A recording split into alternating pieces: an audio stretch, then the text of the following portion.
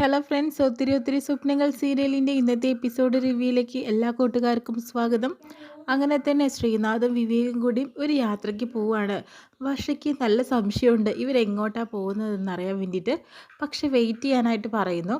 അങ്ങനെ കാറിൽ പോയിക്കൊണ്ടിരിക്കുമ്പോൾ ശ്രീനാഥ് എന്തോ മനസ്സിൽ ആലോചിക്കുന്നുണ്ടെന്ന് വിവേകിനും തോന്നുകയാണ് കേട്ടോ. അതിനുശേഷം തന്നെ എന്താണാവോ ശ്രീയുടെ മനസ്സിൽ എന്തോ ഒരു പ്രധാനപ്പെട്ട കാര്യമുണ്ട്, അതുകൊണ്ടാണ് ശ്രീനാഥ് എന്നോട് പുറത്തേക്ക് ഇറങ്ങണമെന്ന് പറഞ്ഞത്, അതെനിക്ക് മനസ്സിലായി എന്നൊക്കെ വിവേക് മനസ്സിൽ ചിന്തിച്ചു കൂട്ടുന്നുണ്ട്. എങ്ങനെ ഞാനിത് വിവേകിനോട് പറഞ്ഞു തുടങ്ങുമെന്നും ശ്രീനാഥും ആലോചിക്കുന്നുണ്ട് കേട്ടോ. ആ സമയത്ത് നമുക്കൊരു കോഫി കുടിച്ചാലോ എന്ന് വിവേക് ചോദിക്കുമ്പോൾ, കോഫിയും അതുപോലെ ടീയൊന്നും എനിക്ക് കുടിക്കാൻ പറ്റില്ല, ഇപ്പോൾ മരുന്ന് കഴിച്ചുകൊണ്ടിരിക്കുകയില്ലേ, അത് കാരണമാണെന്ന് പറയുന്നു കേട്ടോ. ഓ, അത് ഞാൻ ഓർത്തില്ല. നമുക്ക് ഒഴിഞ്ഞ ഏതെങ്കിലും സ്ഥലത്ത് നിന്ന് നിർത്താൻ വണ്ടി എന്ന് പറഞ്ഞിട്ട് ഒരു സ്ഥലത്ത് കൊണ്ടുപോയി വണ്ടി നിർത്തുന്നു. അതിനുശേഷം തന്നെ എന്താ ശ്രീനാഥിന് എന്താ ഗൗരവപ്പെട്ട ഒരു കാര്യം എന്നോട് പറയണമെന്നുണ്ടെന്ന് എനിക്ക് മനസ്സിലാവുന്നുണ്ട്. എന്താ ശ്രീ എന്ന് ചോദിക്കുന്ന സമയത്ത് അത് ഞാൻ എങ്ങനെ വിവേകിനോട് പറഞ്ഞു തുടങ്ങേണ്ടതെന്ന് അറിയില്ല. ഞാൻ ഒരുപാട് വട്ടം ആലോചിച്ചു. എനിക്ക് കൃത്യമായിട്ടുള്ളൊരു മറുപടി ഇപ്പോൾ എനിക്ക് കിട്ടിക്കഴിഞ്ഞു. ഞാൻ ഉദ്ദേശിച്ചത് വർഷയെക്കുറിച്ച് തന്നെയാണ്. വർഷയെ ഞാൻ ഒരു വട്ടം പെണ്ണ് കണ്ടതും മനസ്സിൽ കൊണ്ടു നടന്നതൊക്കെയാണ് വിവാഹം കഴിക്കണമെന്ന് പറഞ്ഞിട്ട്. ആ സമയത്താണ് എനിക്ക് പറ്റിയ ആക്സിഡൻറ്റും ഞാൻ കൊല്ലപ്പെട്ടു എന്നുള്ള കാര്യങ്ങളും വർഷ തിരിച്ചറിയുന്നത്. അധികം വൈകാതെ തന്നെ അവളുടെ മനസ്സിൽ ഇടം നേടിയ ഒരാളാണ് വിവേക്. ഇപ്പം എനിക്ക് കാര്യങ്ങൾ മനസ്സിലായി. വർഷ വിവേകിനെ ഒരുപാട് സ്നേഹിക്കുന്നുണ്ട്. ഒരു രക്ഷകർത്താവിൻ്റെ സ്ഥാനത്ത് നിന്ന് ഞാൻ നിങ്ങളുടെ വിവാഹം നടത്തി തരും, അത് ഞാൻ ഉറപ്പ് തരികയാണ്. ഇപ്പം എനിക്കെല്ലാം മനസ്സിലാവുന്നുണ്ട്. വർഷയ്ക്ക് എന്നോട് ഒരു രക്ഷകർത്താവിൻ്റെ സ്നേഹം മാത്രമേ ഉള്ളൂ, പക്ഷേ വിവേകിനോട് അവൾക്ക് ഒരുപാട് ഇഷ്ടമുണ്ടെന്ന് എനിക്ക് തിരിച്ചറിഞ്ഞു. അതുകൊണ്ട് തന്നെ ഇനി എന്തായാലും നിങ്ങൾ രണ്ടുപേരാണ് ഒരുമിച്ചത് ജീവിക്കേണ്ടത്. അതുകൊണ്ട് തന്നെ നിങ്ങളുടെ വിവാഹം ഞാൻ മുൻകൈ എടുത്ത് നടത്തി തരുമെന്ന് ശ്രീനാഥ് വിവേകിന് വാക്ക് കൊടുക്കുന്നുണ്ട്. ആ സമയത്ത് വിവേകിന് സന്തോഷമാവുന്നുണ്ട്. പിന്നീട് ഇനിയിപ്പോൾ നിങ്ങളുടെ ജീവിതത്തിൽ ഒരു കട്ടോറുമ്പായി നിൽക്കാൻ ഞാൻ തയ്യാറല്ല, ഞാൻ പെട്ടെന്ന് തന്നെ ഇവിടുന്ന് മാറാനായിട്ട് പോവുകയാണെന്ന് പറയുന്നു. അതൊക്കെ നമുക്ക് ആലോചിക്കാമെന്ന് വിവേകും പറയുന്നുണ്ട്. അതല്ല, ഞാനിവിടെ ഉണ്ടെങ്കിൽ നിങ്ങളുടെ സ്നേഹം അത് നല്ല രീതിക്ക് തന്നെ മുന്നോട്ട് പോവില്ല. എന്നെക്കുറിച്ച് ആലോചിച്ചിട്ട് വർഷയ്ക്ക് എപ്പോഴും ടെൻഷൻ മാത്രമാണ്. വിവേക് പറയുന്നുണ്ട്, എന്തായാലും പിന്നീട് ആലോചിക്കാം ആ കാര്യങ്ങളൊക്കെ. എന്തായാലും ശ്രീയുടെ മനസ്സ് എനിക്ക് മനസ്സിലായി. എന്തായാലും നമുക്ക് വീട്ടിലേക്ക് തിരിച്ചു പോകാം. ഇത് പറയാനാണ് ശ്രീ എന്നെ ഇങ്ങോട്ട് വിളിച്ചു വരുത്തിയത് എന്നൊക്കെ പറയുന്നു. അതിനുശേഷം തന്നെ വർഷ ആകെ ടെൻഷൻ അടിച്ച് നിൽക്കുകയാണ് കേട്ടോ. പെട്ടെന്ന് കാർ വന്ന് ഇറങ്ങുമ്പോൾ സമാധാനമായി. പെട്ടെന്ന് ശ്രീ ഒന്ന് മണത്ത് നോക്കുന്നുണ്ട് കേട്ടോ, മദ്യപിച്ചിട്ടുണ്ടോ എന്ന് അറിയാൻ വേണ്ടിയിട്ടാണ്. ആ സമയത്ത് എന്താ താനിങ്ങനെ മണത്ത് നോക്കിയിരിക്കുന്നത്, ഞാൻ മദ്യപിച്ചു എന്നറിയാൻ വേണ്ടിയിട്ടാണോ, ഇപ്പം എങ്ങനെ മനസ്സിലായി? മദ്യപിച്ചിട്ടില്ല എന്ന് പറയുന്നുണ്ട് കേട്ടോ. പിന്നെ നിങ്ങൾ എങ്ങോട്ട് പോയതാണ്? അതൊക്കെ പിന്നീട് പറഞ്ഞു തരാമെന്ന് പറഞ്ഞിട്ട് ശ്രീ അകത്തേക്ക് പോകുന്നു. വിവേക്, എന്താണ് പ്രശ്നം? അതൊക്കെ ശ്രീനാഥ് തന്നോട് തന്നെ നേരിട്ട് പറഞ്ഞോളൂ എന്ന് പറഞ്ഞിട്ട് വിവേകും പോകുന്നു. പെട്ടെന്ന് വിവേക് വീട്ടിലേക്ക് എത്തുന്ന സമയത്ത് ധനപാലൻ വിവേകിനെ കാത്തു നിൽക്കുന്നുണ്ട് കേട്ടോ. എന്താ മോനെ, നീ എങ്ങോട്ടാണ് പോയിട്ടുണ്ടായിരുന്നത്? ആകെ ടെൻഷനായിട്ട് നിൽക്കുമായിരുന്നു. പിന്നെ ഒരു കാര്യം അറിയോ, അയ്യോ അമ്മ വന്നോ? അമ്മ വന്നിട്ടുണ്ടെങ്കിൽ ഞാനിപ്പോൾ ഈ പുറകത്തെ മതിൽ വഴി ഓടി രക്ഷപ്പെട്ടിട്ടുണ്ടാവില്ലേ? അല്ല, അമ്മ ഒരാഴ്ചയ്ക്ക് ബാംഗ്ലൂരിലാണ്, ബാംഗ്ലൂരിലേക്ക് എത്തിക്കഴിഞ്ഞു. ആൻറ്റിയുടെ വീട്ടിൽ നിൽക്കുവാണ്. ഒരാഴ്ചയ്ക്കുള്ളിൽ എപ്പോൾ വേണമെങ്കിലും ഇങ്ങോട്ട് വരാം എന്ന് പറയുന്നുണ്ട്. എത്രയും പെട്ടെന്ന് ആ ശ്രീനാഥിനെ അവിടെ നിന്ന് മാറ്റണം. മോനോട് ഞാൻ പറഞ്ഞത് മനസ്സിലാവുന്നുണ്ടോ വിവേകെ? മാറ്റം അച്ഛാന്ന് പറയുന്നുണ്ട്. ഓക്കെ. അതിനുശേഷം തന്നെ ശ്രീനാഥിനെ കണ്ട് സംസാരിക്കാട്ടെ വർഷ. എന്താ ശ്രീയേട്ടാ, നിങ്ങൾ രണ്ടുപേരും പുറത്ത് പോയതിൻ്റെ കാര്യം എന്താ ചോദിക്കുന്നുണ്ട്. ഒന്നുമില്ലടോ, എനിക്ക് മനസ്സിലാവുന്നുണ്ട്. ഇപ്പം എൻ്റെ രക്ഷകർത്താവിൻ്റെ സ്ഥാനത്താണല്ലോ ശ്രീയേട്ടൻ. എന്നോട് പറഞ്ഞ കാര്യങ്ങൾ വിവേകിനോട് പറയാൻ തന്നെയല്ലേ പുറത്ത് പോയത്. ഇപ്പം എനിക്ക് കാര്യങ്ങൾ മനസ്സിലായെന്നും വർഷ പറയുന്നുണ്ട് കേട്ടോ. ഇപ്പം മനസ്സിലായോ? അപ്പോഴാണ് വിവേക് വർഷയെ വിളിക്കുന്നത് കേട്ടോ. മറ്റൊന്നിനുമല്ല, ഈ കാര്യം പറയാനാണ്. അമ്മ എത്രയും പെട്ടെന്ന് എത്തും, ഒരാഴ്ചയ്ക്കുള്ളിൽ. അത് ബാംഗ്ലൂരിലുണ്ട് അമ്മ.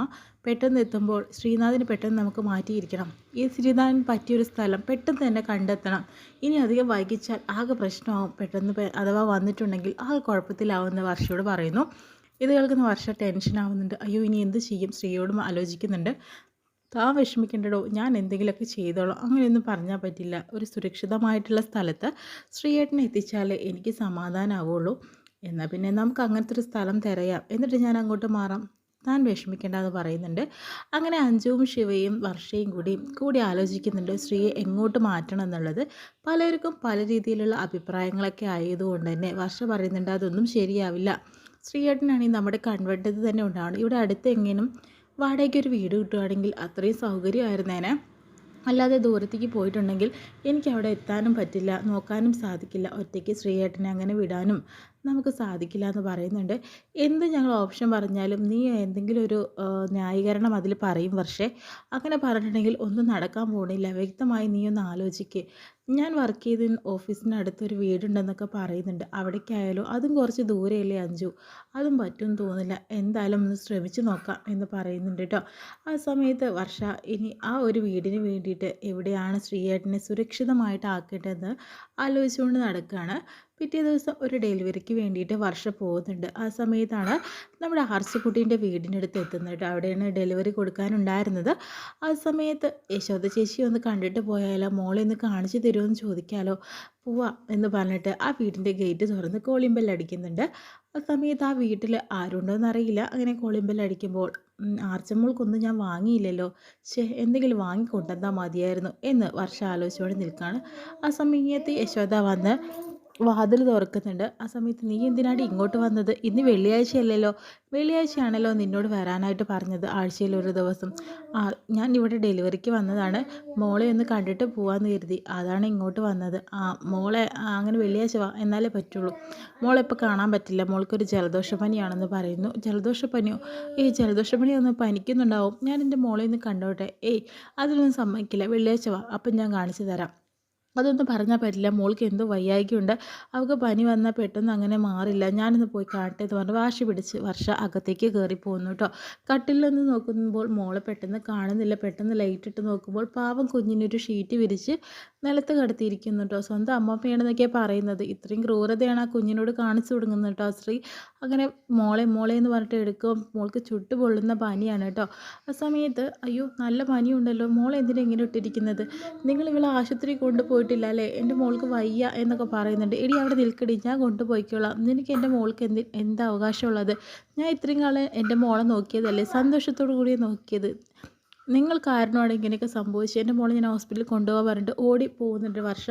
ആ സമയത്ത് നിനക്ക് ഞാൻ വെച്ചിട്ടുണ്ടെടി എന്ന് പറഞ്ഞിട്ട് ആ സ്ത്രീയും പുറകെ പോകുന്നുണ്ട്. നാട്ടുകാരെ എൻ്റെ കൊച്ചുമോളെ ഇവൾ എടുത്തുകൊണ്ട് പോകുന്നു എന്ന് പറയുന്നു കേട്ടോ. ആ സമയത്ത് നാട്ടുകാരെല്ലാവരും കൂടി അവിടെ കൂടുന്നുണ്ട്. എന്താ പ്രശ്നം ചോദിക്കുന്നു.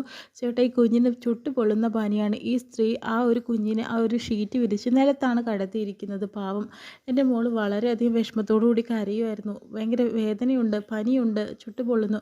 ആ സമയത്ത് ഇവൾ വെറുതെ പറയുക, കുട്ടിക്ക് ഒരു ചെറിയ ജലദോഷ പനിയാണെന്ന് പറയുന്നുണ്ട്.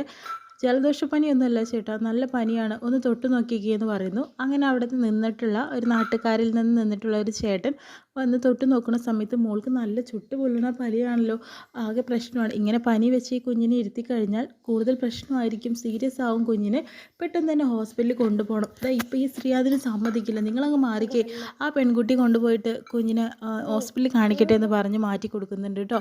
വർഷമോളെ വർഷയിൽ നിന്ന് അകറ്റിയപ്പോൾ തന്നെ അവർക്ക് സ്വത്താണ് വേണ്ടത്, അല്ലാതെ മോളെ മാത്രമല്ല. എങ്ങനെയെങ്കിലും മോളെ തൻ്റെ കയ്യിലാക്കാൻ ഇനി വർഷം ശ്രമിക്കും കേട്ടോ.